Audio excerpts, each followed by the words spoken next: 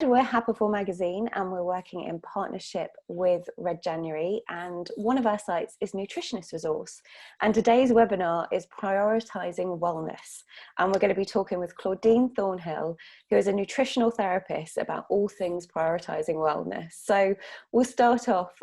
Claudine, can you tell us a bit about yourself and how you came to work in this arena and why you're interested in wellness? Yeah, so firstly, I want to thank you for having me. I'm really excited to be here and for the conversation we're about to have. Yeah, as you said, I'm a nutritional therapist and health coach, actually a naturopathic nutritional therapist, which means that I take a holistic approach to health and wellness, looking at the whole person when I work with clients. So looking at whatever issue or symptoms they've come to see me for, but also looking at things around their lifestyle, stress, sleep, relationships, and things like that, essentially. And there are certain principles that we work under in terms of the naturopathic approach, which I won't go into now. But yeah, and I guess to tell you a bit more about myself, I have a professional background in human resources, so I've done that for a number of years, but I've always had an interest in health and well-being, and that comes from I would say essentially family. I would say my grandmother is a huge influence on where I'm at today. She's an old Jamaican woman who grew up in the country in Jamaica with an innate and infinite knowledge of food and herbs and how they can heal you, and what is good for certain conditions. So I kind of grew up around those kind of conversations, and then as the years went on, just got more and more interested in health and wellness and well-being. Kind of dealt with my own health issues as well, both physical health and then more emotional things going on in through career development, and really started to move into a place where I wanted to prioritize the things that made me happy and doing more of what I love, spending more time supporting people, doing what it is I enjoy and what I love, and I guess we're going to touch on that as well. And yeah, here I am today. So I studied at the College of Naturopathic Medicine, and immediately kind of started working with clients as soon as I graduated. And so at the moment I work with clients on a one-to-one basis and also do webinars and events like this as well. And I guess what drives and underpins my work is my belief that health and wellness is fundamental to us just living a joyful, wholehearted life where we can kind of realize our true potential. I feel like health and wellness is a key foundation for that. So that kind of underpins everything I do, really. It absolutely is, and I'm so pleased that you've joined us today because we've got so much to talk about. And with it being January, I think many of us are thinking about how we can look after ourselves a little bit better. Being in lockdown, we're not perhaps able to get out and see people as much. So it's really important we take this time to look after ourselves. I'm just going to do a tiny bit of housekeeping before we start. So on the chat, we've got my wonderful colleague, Katie, who's going to be helping out to facilitate the chat, answer any questions and pop in any links that we might have. Just to let you know that this webinar will be available to watch again next Tuesday. So I think that's the 19th on Nutritionist Resource, which is nutritionist-resource.org.uk. And it will also be available as an audio track on our podcast channel, which is iam.ihave. And if you subscribe to that, you'll be able to get it in your playlist on Friday. And just to that end, the questions that we'll be talking about today, they will be on the audio track. So if you'd prefer to be anonymized, please just say that when you ask the question. So we'll start now, I think, and we're going to start with a conversation about prioritizing wellness, and we want to hear from you as well. So do use the chat box, but I'm also going to pop up a poll to see how much you are prioritizing your own wellness. And if you can do that while we're chatting, we'll talk about that at the end, and I will launch that now. So let's start with prioritizing your wellness. What does it mean, Claudine, to prioritize your wellness? Well, I would say, I'll take it a little step back and kind of ask people to ask themselves kind of what does wellness mean to them, because it can be quite an individual thing. I mean, there are certain premises that or certain factors that come into wellness, which could include things like physical, emotional, social, spiritual, and intellectual well-being, and focusing on those areas. But yeah, I guess encouraging people to ask the question of themselves: what does it mean, and what does it feel like to be well within your body and within your life? So, I mean, I would say in terms of prioritizing wellness, I would say fundamental to that is listening to and paying attention to your needs. So, you know, what are your emotions telling you about what is going on for you right now? So, you know, there is the saying that emotions are energy in motion, and energy kind of, you know, it flows and it comes and goes, but it can be a tool for us to help us understand what is going on for us. So being able to listen to what is going on for us, and paying attention to those messages, and then actually responding to those messages. And it does involve a level of self-awareness, and slowing down to be able to pay attention to those messages as well. And then it would go on to actually taking responsibility for meeting our own needs as well.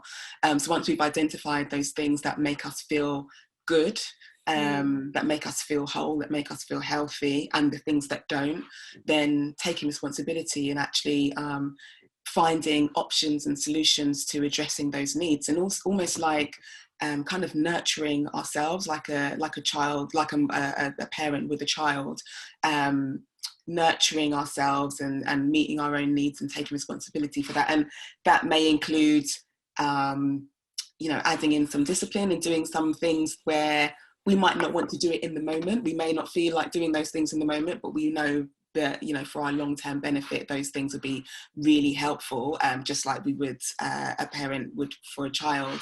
But yeah, I would say overall prioritizing wellness, it involves that level of self-awareness, paying attention, and then meeting our own needs. There were two things you said then that really stuck out for me. So one is emotion is energy, and in motion, the idea that emotion is that kind of energy that we have in our bodies, so that we're able to know when something maybe is out of sync. And also the word nurturing. I think sometimes when we come to January, nurturing is not necessarily what we're doing. We're thinking about how we change everything, how we overhaul our lives. And it's a tough month. It's a tough time. And I'd love to hear from you as a professional, what people tend to forget about their own wellness. Yeah, I would say sometimes what I find is that clients may not even realize that they're out of sync, that something isn't quite right.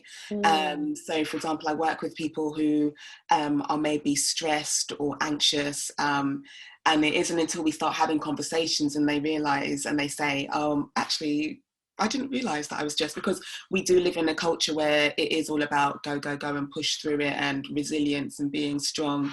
And it's only when things maybe start to come to a head where we realize actually the way I've been operating or moving or working hasn't quite fulfilled all of my needs. You know, it's kind of produced certain results, but maybe hasn't fulfilled all of our needs.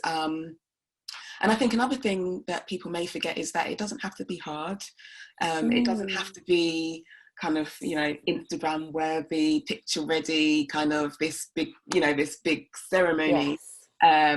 you know, of bubble baths and, you know, bath bombs and things like that. It can be really simple things. And I think it comes down to a narrative that we have around hard work pays off, and, you know, things that we appreciate come through hard work. And actually, you know, when it comes to our wellness and the little things that we can do, they can be really simple things, and things that don't have to cost a lot of money, that are accessible to us in our homes. So, you know, for example, it could be, you know, taking an extra long shower and maybe using some essential oils in the shower and just having those nice smells around us. And I know that, you know, we're working from home, but we may be really short on time. We may have, you know, I feel for parents who have caring responsibilities as well as working from home as well. Absolutely. So, you know, prioritizing our wellness in the kind of time and resources that we have is really, really key. So yeah, like I said, it could be things like taking an extra bit of time in the shower,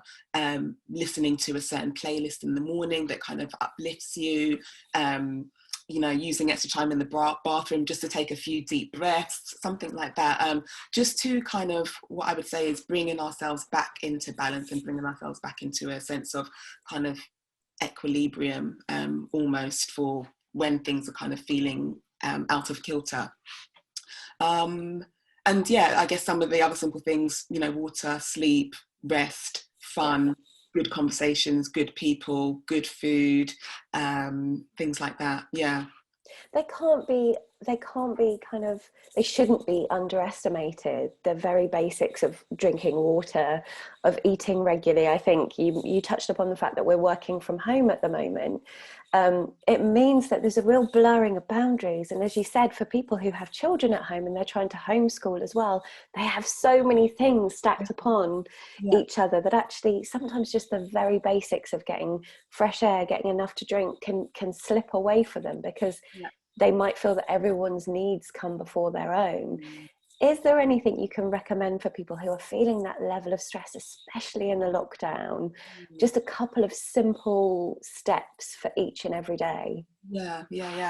Again, I would say to where there is opportunity to take a step back. So just the other day I was speaking with a client who really full on at work, and we kind of talked about let's create a list of the minimum things that you can do each day which will make you feel good. You know, those days, like I said, where you don't have time, you really can't be bothered, you feel like you don't have the energy to do anything, you just want to, you know, all the energy you've got to do is take care of the family or whatever responsibility you've got, and then log onto your computer for work.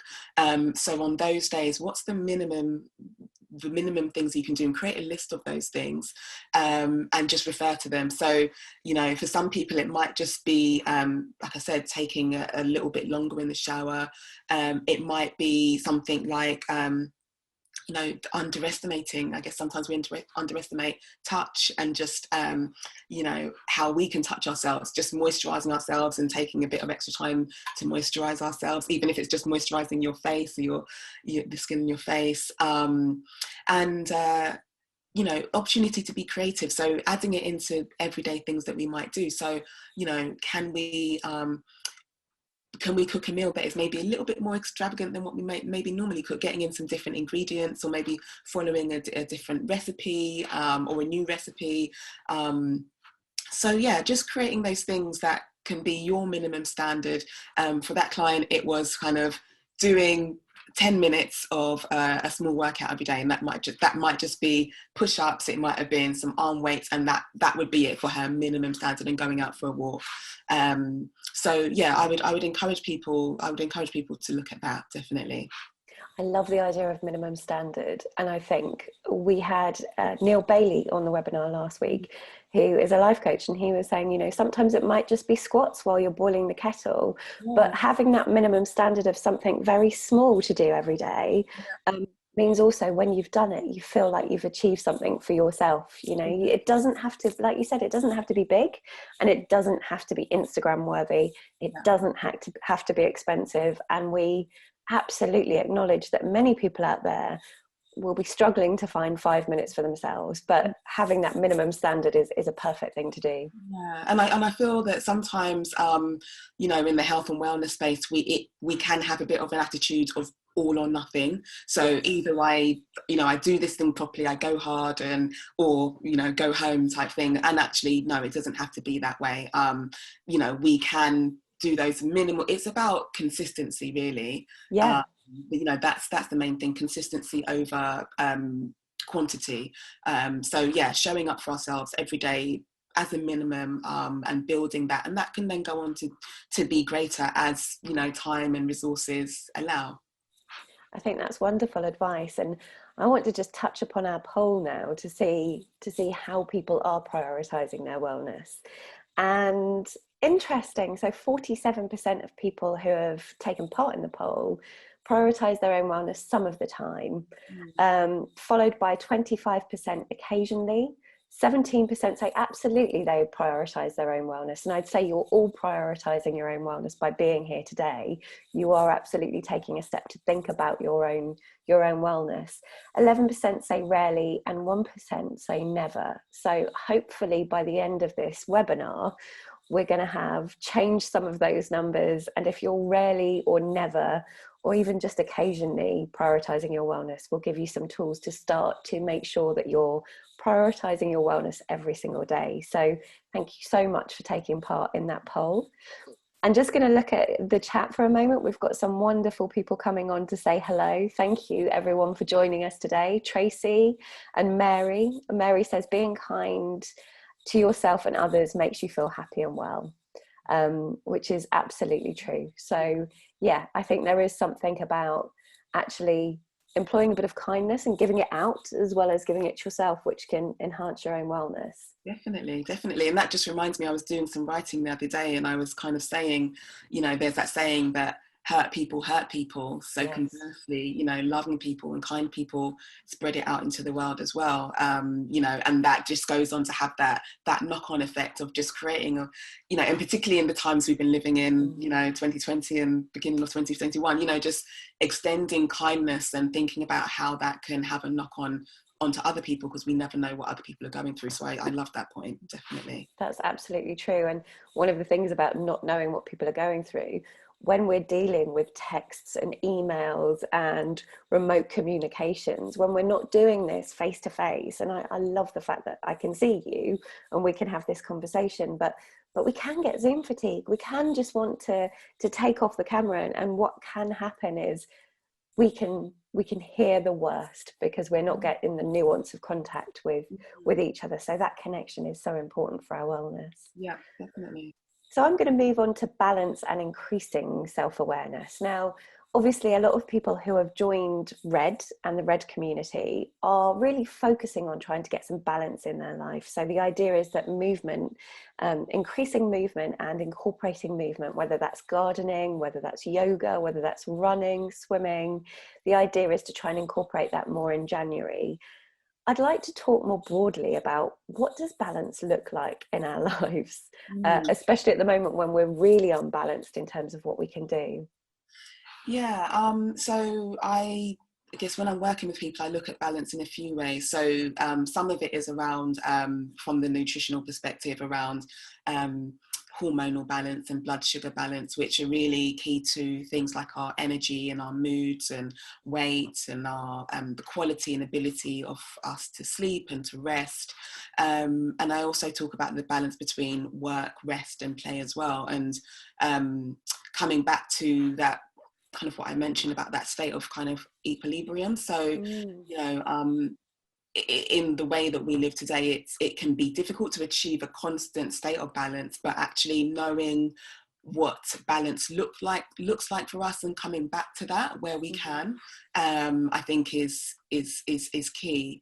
So thinking about, one is thinking about and prioritizing those things that are really important to us, the things that are really critical to our health and well-being, and kind of giving priority to those. And I think sometimes that can be out of balance. So we might give less priority to those in favor of the things that are out there in the world, like our careers, like you said, the information that's out there, the news, the social media, the TV, all of the distractions, which can understandably come into play if we are overworked and overstressed and overtired and we are looking for just some light relief, you know, but actually it doesn't address the underlying issues going on, which can be around, just being a bit neglectful about incorporating balance into our lives. So paying attention and prioritizing the things that are really important to our health and well-being, to our happiness and well-being. So I would say things like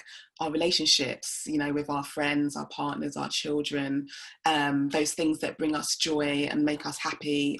Also our physical health and well-being, like you said, movement as well. Those things are kind of fundamental to us, like I said at the beginning, kind of going off and fulfilling other areas of life, like our work and our career and our ambitions. But those things are really key to us being happy and us feeling full and joyful. And I would say, you know, and I say to some of my clients who are mostly female as well, again, that all or nothing sense, you know, there is always time to clean the house. I know that it is, you know, it's something that we want to live in order, and we want to live in a nice environment. But if we find that, you know, we're giving our attention and prioritizing, again, things out there, and we're not kind of paying attention to what's going on inside, again, things are out of kilter. So, you know, having a nice orderly home can be part of our wellness and self-care. But again, like I said, if it's out of kilter, then that's a bit of an issue. So there's always time to clean the house, to watch TV, to be on social media. How much time is there to spend with our loved ones, and how much time is there to kind of really pay attention to our health and do those things that will support and optimize our health. You know, those are the things that are kind of finite. So yeah, I would say that. And what that raises for me especially is the thought that while we're in lockdown, sometimes it can be favourable perhaps to look at the things we can control. So for example, cleaning the house, you can control. It's absolutely something that you can do from start to finish, and you feel like you've achieved something, and maybe that makes you feel a bit calmer. And I'm talking from personal experience here. You know, watching TV can sometimes numb you out, and actually that takes you away from the thoughts that you might have. But one of the things you said earlier on is sometimes it's about doing slightly harder things to get that balance, which is thinking, is this the best thing for me? This might be the easiest thing to numb out with Netflix, and there's some great stuff on Netflix at the moment, or it might make me feel like things are more orderly and in control if I clean the house. But actually, if I go for a walk with a friend, which you can do socially distanced 2 meters apart, will that be better for my wellness? Yeah, that I think that's exactly it. And like you said, you know, some things may be easy to do and will give us that short-term reward, or that feeling of distraction or that light relief. But yeah, what is going to feel most fulfilling, and what can I come away from and feel like, you know, have that, like I said, equilibrium, that sense of peace. I think that's the question to ask ourselves, and it again comes back to the self-awareness. And also what I would add is, you know, certain things will meet our need at certain times as well. So there are different self-care activities that we can do which will meet certain needs. So whether it is a physical, you know, we have that, like I said, the energy in motion. We have built up energy in our bodies because we've been sitting at a computer for a long period of time. Maybe we've got frustrations from work, you know. One option may be to watch a Netflix series, or another option might be to just get that energy moving out of the body and go out for a walk, or do some yoga, or do some exercise. So, and another time, Netflix might be perfectly reasonable because you might have had a really heavy day focused on spreadsheets, and you actually need to just have something where your mind isn't working. Especially if it's spreadsheets. Yeah, exactly. So, like I said, having a minimum standard, but also creating a list, and creating sometimes I work with clients to create a self-care kind of toolbox almost, that they can kind of dip into and figure out, you know, what is right for me in this moment as well. Right, well, I want to talk about self-care, and self-care is something I'm just about to launch our second poll, which is all about your self-care routine, and I'd love it if you could just take part in this poll, and again we'll come back to that at the end of this session. So I'm just going to go through the chat for a minute because I could see lots of messages flashing up while we were chatting. So let's see. June has said, I dragged myself to a Zoom PT this morning, tired, sore and grumpy. I'm now just tired and sore. That's great. Thank you for sharing that, June. Sandy has said there's a fantastic poem by Rose Milligan called Dust If You Must. We'll have to check that out. And let's have a look what else we've got here. We've got a question actually before we move on to self-care, which is, how do you manage your wellness being compromised when the demands from your loved ones get too much? Now that's interesting what we were saying about work and homeschooling and all those things. What would you say? And that's a question from Prashanti. Yeah. Sorry if I pronounced your name wrong there. Yeah. So yeah, I have worked with clients on this. Like I said, a lot of my clients are women with caring responsibilities. I guess you know, everybody's circumstance is different, but I think it depends on who your caring responsibilities are for. So are there people that you can opt in or delegate to kind of support you with the responsibilities that you have? So just taking a step back, actually, when we think about stress, I like to think of stress in terms of kind of the level of responsibilities that we have versus the resources that we have to hand.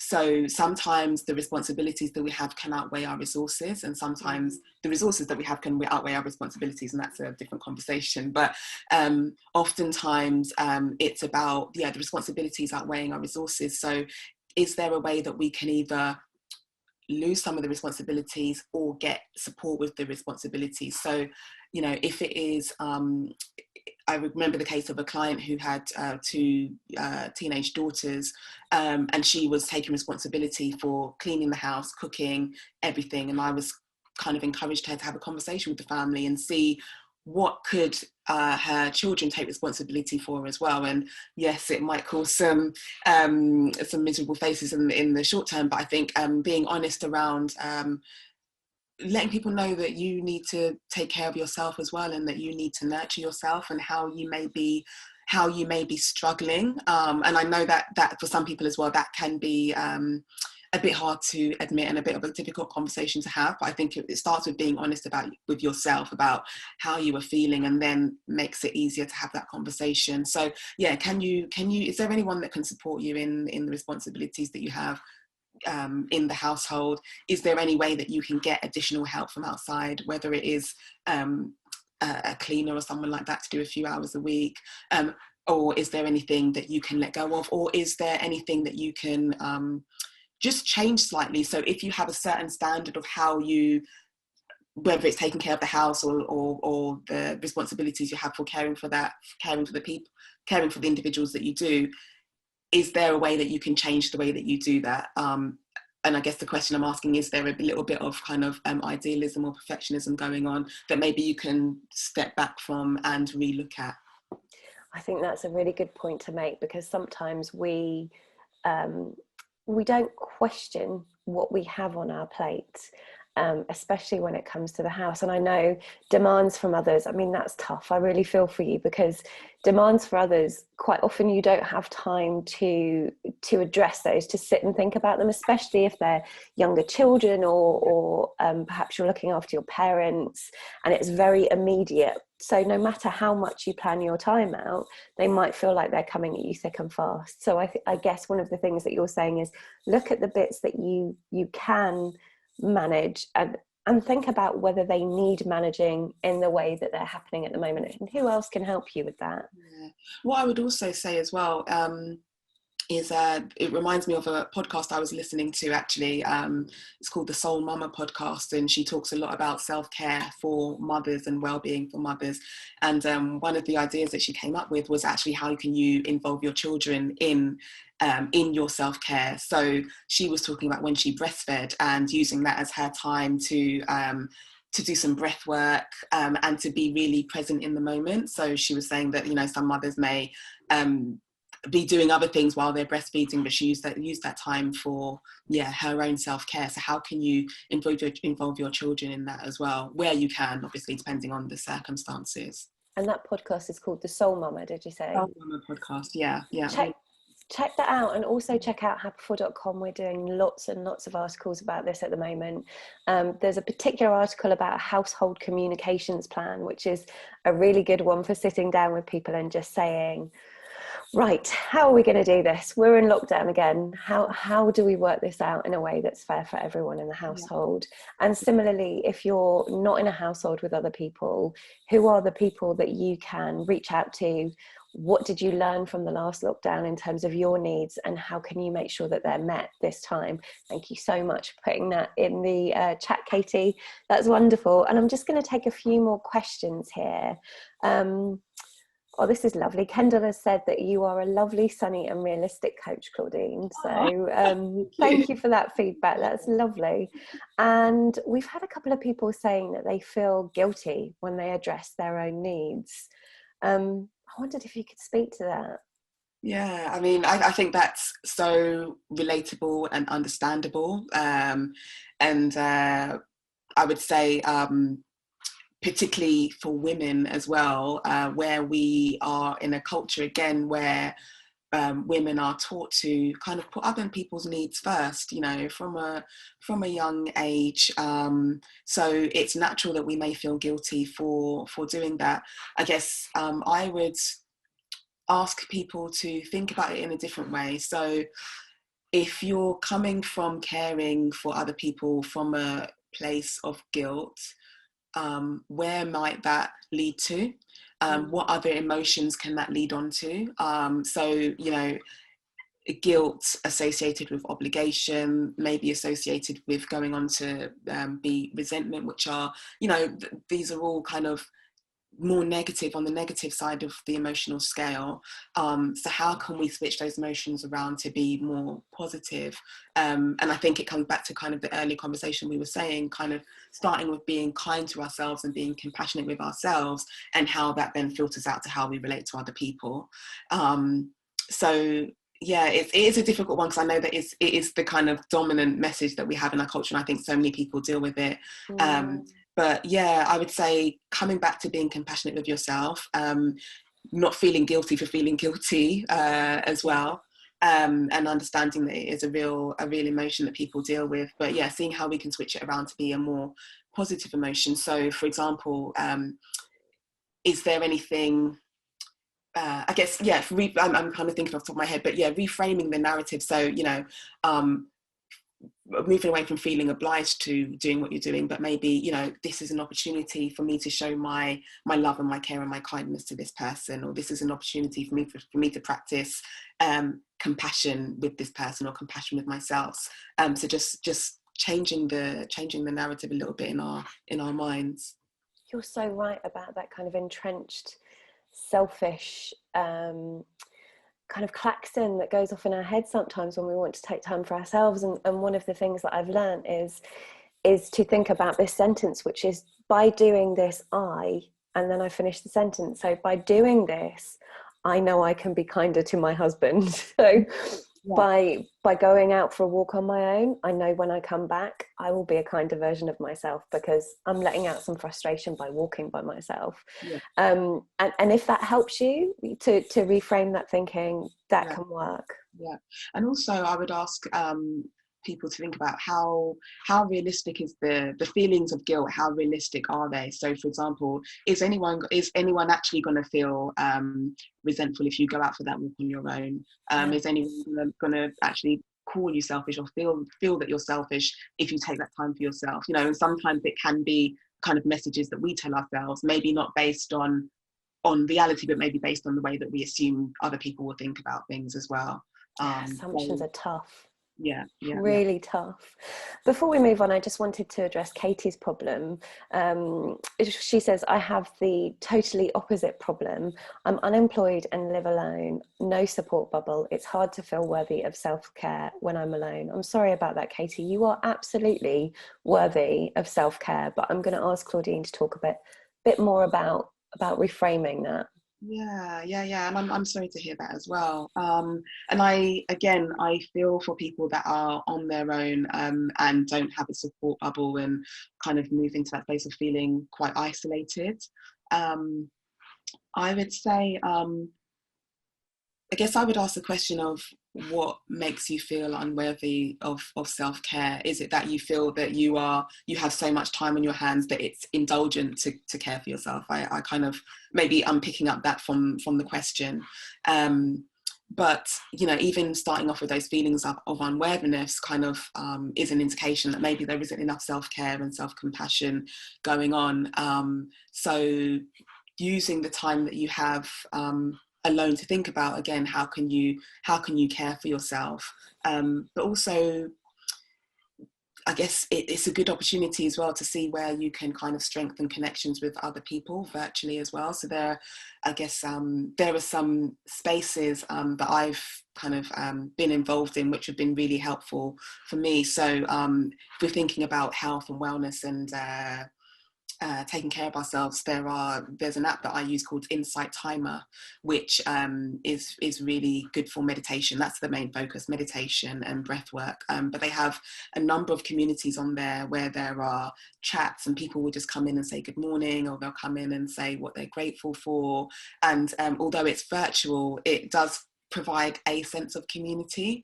So I would say that as well, seeing where you can kind of strengthen relationships and create bonds with people, even if it is on a virtual level, or if there are people that maybe you can reconnect with in this time as well,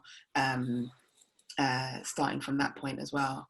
I think that's great, and that sounds like a really, really good resource. And Katie, I know we can't talk as much as I'd love to with you about this today, and it sounds like I'm pushing everyone to Happiful, but happiful.com, we've got a lot of articles about this. We've got lots of resources. If you sign up to our newsletter, you get the magazine sent to you absolutely free every month. It's just behind me there. And also we have a free app as well, which has daily articles, all kinds of things. And also we highlight stuff that's going on, events that you can attend remotely. So please do sign up for that and keep in touch with us, because we know that lots of people are going through what you're going through, and we just love to increase the Happiful community and the Happiful kind of support network. So please do sign up, and hopefully you'll benefit from some of those resources. So, Katie's already subscribed to the physical magazine. Thank you, Katie. That's lovely. Keep in touch with us and let us know how you're doing. So I'm going to look at the self-care poll, because we're going to talk about nutrition in a moment. I'm really enjoying this conversation. Thank you so much for coming on today. Okay, so how often would you say you integrate self-care into your routine? So 2 or 3 times a week is the top at 33%. Daily is 30%, which is, I mean, that's great. That's great news. Occasionally 23%, weekly 12%, and 1% never.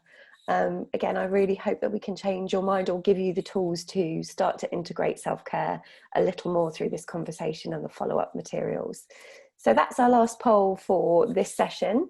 And we're going to move on to eating for stamina, which is a big conversation, but you are the perfect person to talk us through this. So most of our attendees today are going to be taking part in Red January and aiming to move more regularly throughout the month. So what are the thoughts that you can share on eating for stamina, but also eating for wellness in this time of year? Yeah.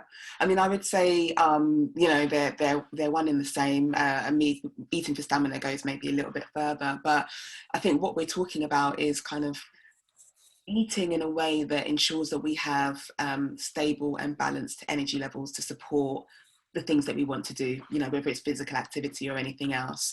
I think that's what it comes down to. And there are a number of things that we can think about when we're looking at that. So most people would kind of be thinking about carbohydrates because they are a source of energy for our bodies. What I would emphasize is looking at the quantity and the quality of the carbohydrates that we're having.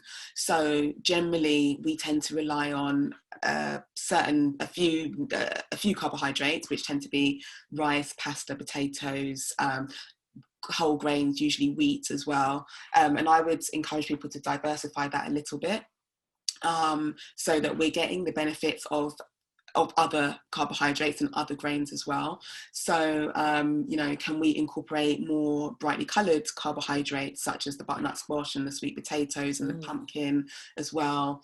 Can we incorporate other grains as well? So rye and spelt, Rye, you can get rye breads, rye crackers like Ryvita and things like that. Spelt, you can now get spelt pasta in larger supermarkets, spelt flour, which works in the same way or a similar way to wheat.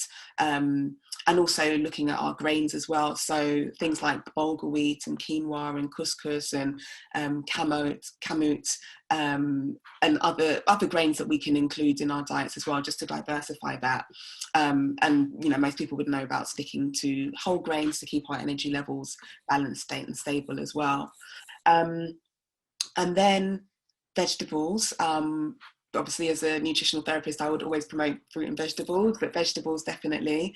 And I would encourage the government, the government guidelines say 5 a day, so that usually means 2 fruit and 3 vegetables. I would go a step further and say to start off seeing if you can have 5 different vegetables per day and increasing to 7 and 8 and going beyond there. And the reason for that is because they're so chocked full of nutrients and vitamins and minerals and low calories, so you're getting so much benefit from them in such an easy way. And the nutrients that are in vegetables are so key for chemical processes that support energy production as well. Then protein, really important for muscle repair, restoration, help to keep us fuller for longer as well. And healthy fats is another one. So our cells, if we're thinking about on a cellular level, where energy is produced, our cells are surrounded by a layer of fat. So taking in healthy fat to support that layer of fat, and that supports materials going in and out of the cell, is really, really key as well. It's taking in healthy fats, nuts, seeds, olive oils, olives, avocados, things like that, oily fish. Water is another one, we've touched on that, but it's so key for a number of chemical processes as well, because chemical processes in the body take place in a water solution. So again, if you're thinking about energy production, starting off from there. And if you just think about when we have a headache or we feel lethargic, drinking some water can often help. Even aches and pains in our bodies, drinking water can often help with that.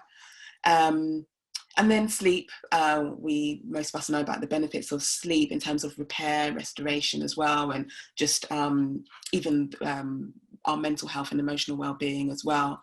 And it's a really, really, really key time for just, repairing the body. And when it comes to sleep, again, it's about quality as well as quantity. So most people, would require about 7 to 9 hours, but thinking about the sleep-wake cycle and making sure that we go through the full sleep-wake cycle, which is deep sleep, REM sleep, light sleep, that type of thing. And for sleep, which I'm a big encourager of, but some of the tips I advise is sleep masks, because we have, especially if you're in London or in a major city, we have those street lights coming in that can come through the curtains. So sleep masks, trying to think of binaural beats and types of sleep music that can help the brain to kind of just slow down, things like that, and using dim lights in the evening, that can be really helpful as well. And then just understanding what works for you when it comes to exercise and physical activity. So there was actually a program on the BBC, I think it was the BBC yesterday, where they were talking about fasted exercise compared to eating before exercise, and they were finding that fasted exercise burns more fat, which can be true. And I know a lot of people benefit from exercise or physical activity on an empty stomach, but then knowing, although the data is out there, knowing what works for you. So usually a light meal or a meal that will give you some form of energy, like a smoothie with fruit and vegetables in it for the carbohydrates, can work well before a workout, or fasted, depending on what works for you. And then having a post-workout meal or snack, which is going to be protein, fats, just to help with that energy, the muscle repair and restoration as well. So, quick whistle tour. I mean, that's wonderful, and also I'm hungry now that you've talked through all of that. But one of the things that struck me is when you were talking about colourful veg and getting in your veg at these times, is that kind of sense of food for mood, and actually taking the time to prepare yourself healthy food, and the act of self-care. And that's not to say that we can't have what we fancy as well, but actually making that part of your self-care routine to eat a kind of a rainbow, and things like, you know, cavolo nero at the moment, butternut squash, those kind of very vibrant color foods. Actually making those and preparing those and eating those can be part of your self-care routine. And I would say also, thinking about on a more energetic level as well, you know, with the ups and downs that we've dealt with through 2020, and, you know, some of the things that have gone on in 2021, you know, a lot of people can feel a little disjointed and uncertain. And now, you know, wintertime is a great time for grounding and looking at grounding foods as well to support being grounded and just having that sense of stability. So root vegetables in particular, like you mentioned, the butternut squash and the pumpkin and the potatoes and things like that, and really earthy, hearty, whole foods that are really feel really nourishing to us, you know, would be a great form of self-care, and just nurturing ourselves as well. And also using those spices and those herbs. I mean, one of my favorite things is a butternut squash soup with chili and cumin in, and it's really nice and warming, you know, that kind of playing around with flavors, because sometimes every day feels the same in lockdown. And if you get into the habit of eating a similar breakfast, a similar lunch, a similar dinner, you're in groundhog, which quite frankly makes me ready to call a takeaway by Wednesday afternoon. So I think maybe there's something in that as well.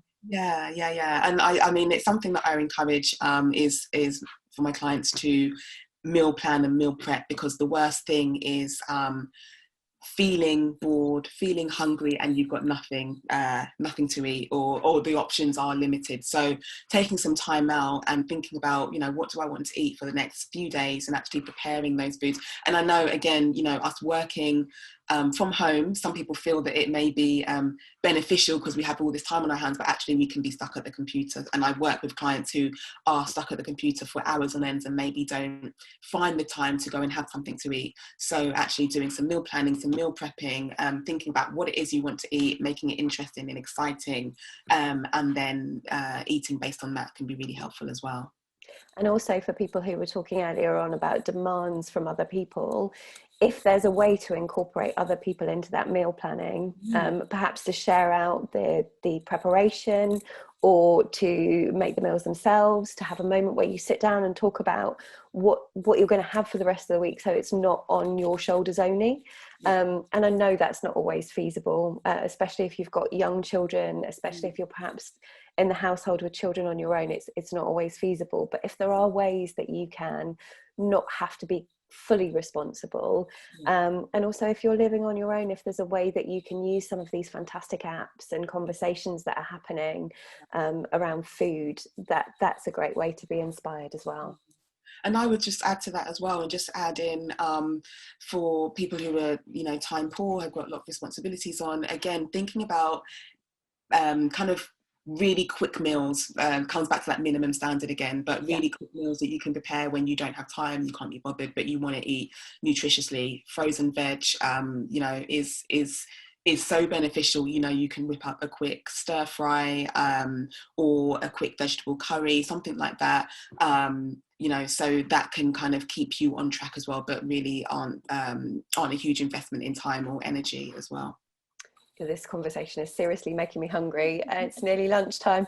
I'm going to just go through some of the comments and questions that we've had. So let's have a look. So Sandy has said she's a Scott Burns night coming up soon. Spicy haggis, swede, turnip and potatoes. Perfect. Wow, yeah. Very nice. This is not helping with my with my desire to eat. Rely on pasta most days. Are the lentil pastas and green pea pastas a useful alternative, says Mark? Yeah, I would say so, actually. And yeah, I think that's kind of going back to what I was saying as well about the carbohydrates, kind of varying our source of carbohydrates. And I know pasta can be a thing that people rely on quite a bit, but I think varying the actual the grain that is used, or the material that's used to make the pasta, I think is a good step. So adding in, the pea-based ones or the lentil-based ones or spelt pasta, like I mentioned, can be a good idea to add in some variety. But yeah, see how you can kind of change your meals and your carbohydrate sources as well. Great, we're getting some really good recommendations here. Lunch today is homemade carrot, leek and lentil soup with pumpernickel bread, says Jean. Hubby is heating it now. Lucky you. And Sandy's also said, use leftover veggies from night before. Delicious, made into salad with a vinaigrette the next day. Soup, so easy. I agree with the soup, definitely. Yeah. Love soup. Slow cooking, Vera suggests, can help gain some time to do something else while the meal cooks itself. And there's lots of love for slow cooking there as well. So we've got about a couple of minutes for any questions. So if anybody has any questions that they would like to ask Claudine before we finish today's session, I just wanted to mention again that obviously Claudine is a member of the Nutritionist Resource, and maybe you could say a bit about why it's helpful to work with a nutritionist or a naturopathic nutritional therapist. Sorry, I'm getting all my words mixed up now. Perhaps you could share a bit of that with us. Yeah, I think one of the benefits, I would say, of working with a nutritionist or a health professional, when we think about our health, not a lot of time is spent discussing how we really feel. Most nutritional therapists will sit down with you for 60 to 90 minutes, talking about everything that's going on in your health and well-being, and you don't really have the opportunity to do that. And even starting to have that conversation can start to help you make some connections in your mind around maybe some common themes that are going on in your health and well-being. So that's number one, actually taking the time to have a conversation around how you're feeling physically and emotionally as well, and the things that are impacting on that. And then secondly is actually working with somebody who combines the science of food and health, combines the knowledge of well-being and self-care, and bring those together to create a tailored recommendation for you as an individual.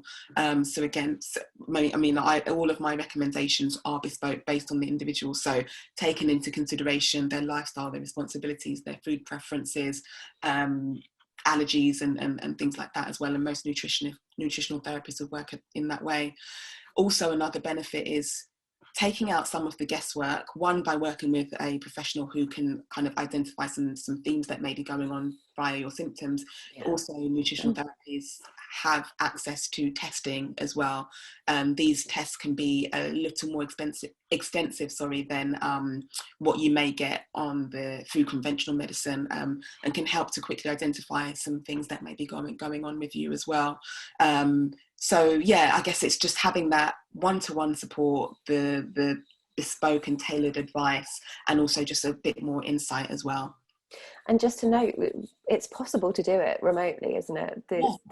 It's not a problem. As you can see, we're talking today here like this, and most of these conversations, you don't have to be in the same room to have them to start to work with a nutritionist. No, not at all. Yeah. And most nutritionists I've spoken to, including myself, have kind of continued a practice online, and it works really well for clients as well, because it just means the reach is a little bit wider, and you've got a wider selection of nutritional therapists that you can work with as well. It doesn't depend on your location. So absolutely, so you can work with someone that you feel will really understand you and your life, rather than perhaps being limited to someone's who's within 5 minutes walk of you if you're really, really stuck for time. Exactly.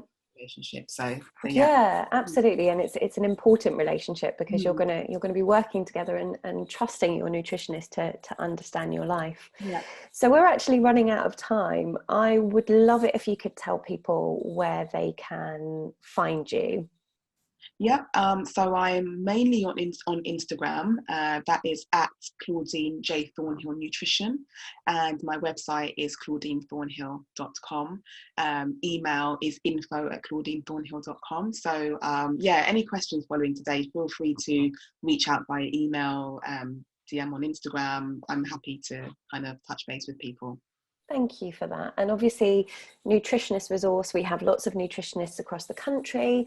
You can see Claudine's profile on there and read more about her as well. We've had some lovely feedback. Sandy said she feels energized by today, which is lovely. I will put guilt into a wee box and adopt your mantra, Lucy. By doing this, I off for a swim, followed by a piping hot bowl of veg soup. Oh, lovely. That sounds delicious.